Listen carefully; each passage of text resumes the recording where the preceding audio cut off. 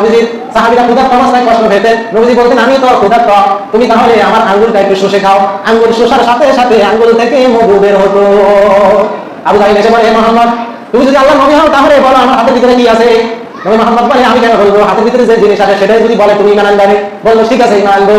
বললো এই হাতের ভিতরে যে জিনিস আছে তুমি সাক্ষী দাও। তখন হাতের ভিতর থেকে পাথর বলতেছে আশহাদু, বলে আশহাদু আল্লাহ ইলাহা ইল্লাল্লাহু মুহাম্মাদুর রাসূলুল্লাহ।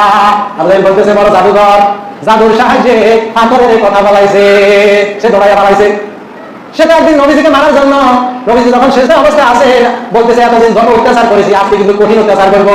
একজন পাওনাদার ছিল, পাওনাদার আসে বললো, হে মুহাম্মদ তোমার চাচা আমার টাকাটা দিচ্ছি না, আমাকে অপমান করে। নবীজি দিয়া বললেন, চাচা দেন আপনি পাওনাটা দিয়ে দেন। বলে তুমি কেন আসছো? যখন নবীজিকে অপমান করার জন্য সামনে আসতেছে, একটা উট হা করে তাকে খাওয়ার জন্য বসে রয়েছে।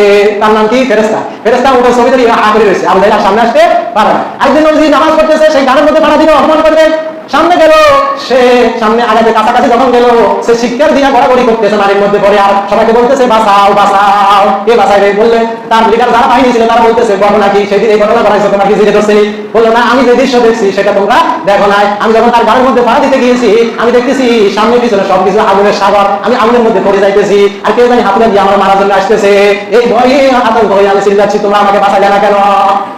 কাজী নবী মুহাম্মদের মুজিজা বলি কি আর শেষ করা যায়?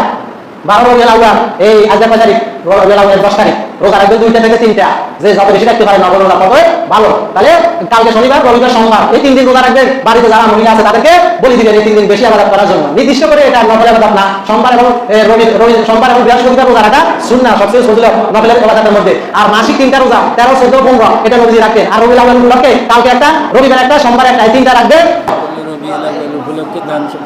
রবিউল আউয়াল উপলক্ষে দান সদকা করবেন। নবীজি দুনিয়াতে আসছেন এবং দুনিয়া থেকে এই রবিউল আউয়ালের 12 তারিখে চলে গেছেন। একদিকে দিয়ে দুঃখ, আরেকদিকে দিয়ে আনন্দ। এই